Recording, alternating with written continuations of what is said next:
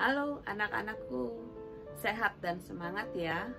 Mari kita belajar tentang keanekaragaman hayati di Indonesia bagian yang keempat, yaitu tentang pelestarian keanekaragaman hayati, terutama keanekaragaman hayati di Indonesia. Semangat belajar, sukses selalu. Mengapa keanekaragaman hayati perlu dilestarikan? Berikut adalah tujuan pelestarian keanekaragaman hayati.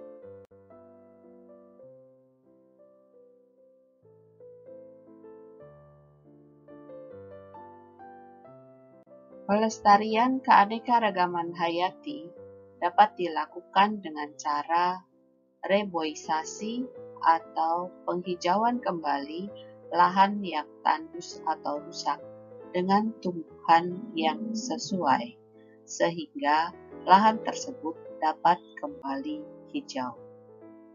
Tebang pilih di mana para penebang harus menyeleksi tanaman yang sudah mencapai diameter tertentu untuk ditebang.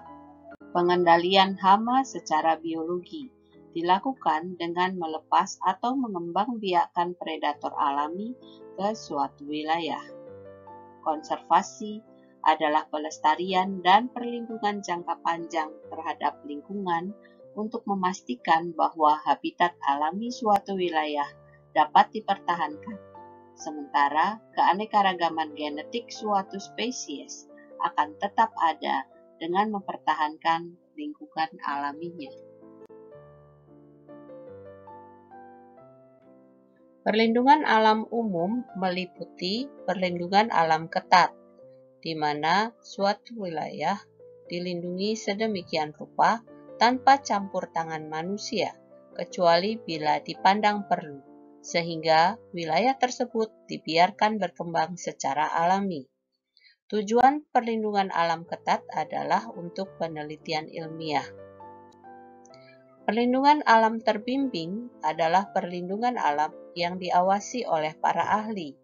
Contoh dari perlindungan alam terbimbing adalah Kebun Raya Bogor. Baik perlindungan alam ketat maupun perlindungan alam terbimbing biasanya berupa wilayah yang relatif sempit. Taman Nasional merupakan perlindungan terhadap keadaan alam yang meliputi wilayah yang sangat luas, di mana tidak boleh ada bangunan untuk kepentingan rumah tinggal atau industri.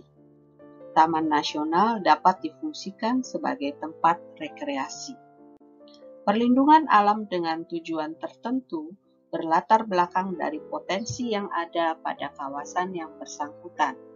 Contohnya, perlindungan alam botani dan perlindungan alam zoologi. Indonesia memiliki 237 lokasi cagar alam, baik daratan maupun perairan, dengan luas sekitar 4,7 juta hektar. Silakan ketikkan nama dan lokasi cagar alam lainnya di kolom komentar. Indonesia memiliki 54 taman nasional.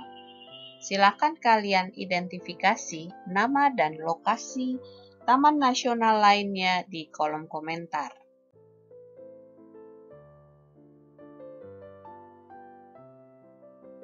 Berdasarkan Undang-Undang Nomor 5 Tahun 1990 tentang konservasi sumber daya alam hayati dan ekosistemnya, hutan konservasi adalah kawasan hutan dengan ciri khas tertentu yang mempunyai fungsi pokok pengawetan keanekaragaman tumbuhan dan satwa serta ekosistemnya.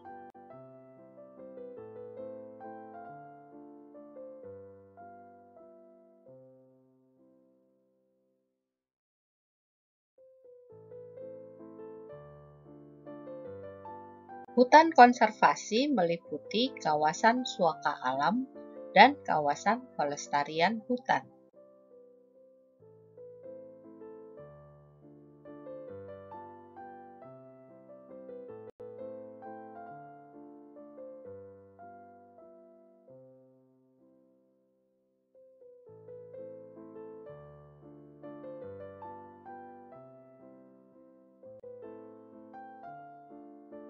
Indonesia memiliki 73 suaka marga satwa dengan luas lebih dari 5,4 juta hektar. Silahkan ketikkan nama dan lokasi suaka marga satwa lainnya serta hewan yang dilindungi di kolom komentar. Teknik konservasi yang dapat dilakukan untuk mencegah berkurangnya plasma nutfah adalah konservasi in situ, bertujuan menjaga keanekaragaman jenis di dalam ekosistem aslinya. Contoh, cagar alam, suaka marga satwa, dan taman nasional.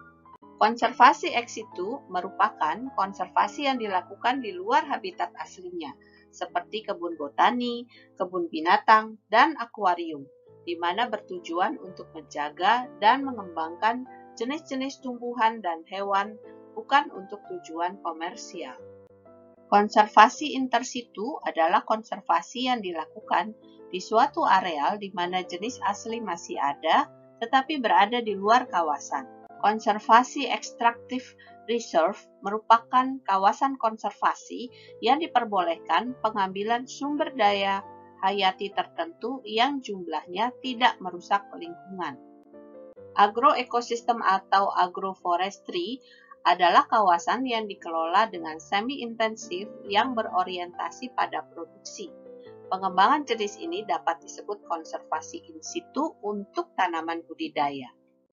Yang terakhir, suspended ex situ merupakan aplikasi yang melibatkan ilmu bioteknologi dan metabolisme yang diperlambat atau dihentikan. Contohnya adalah bank gen, bank biji, koleksi kultur jaringan, dan pengawetan sirogenik gamet, zigot, maupun embrio.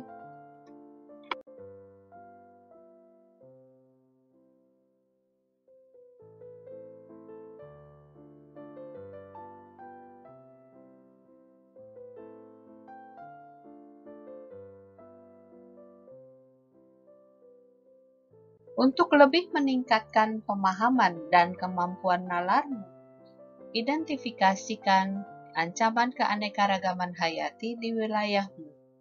Berikan ide atau usulan tentang bagaimana cara mengurangi ancaman keanekaragaman hayati tersebut. Ketikkan jawabanmu pada kolom komentar.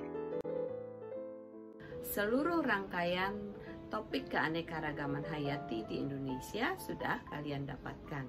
Mudah-mudahan bukan sekedar mendapatkan nilai bagus ya pada waktu ulangan, tetapi kalian dapat mengubah sikap dan perilaku kalian terhadap keanekaragaman hayati di Indonesia.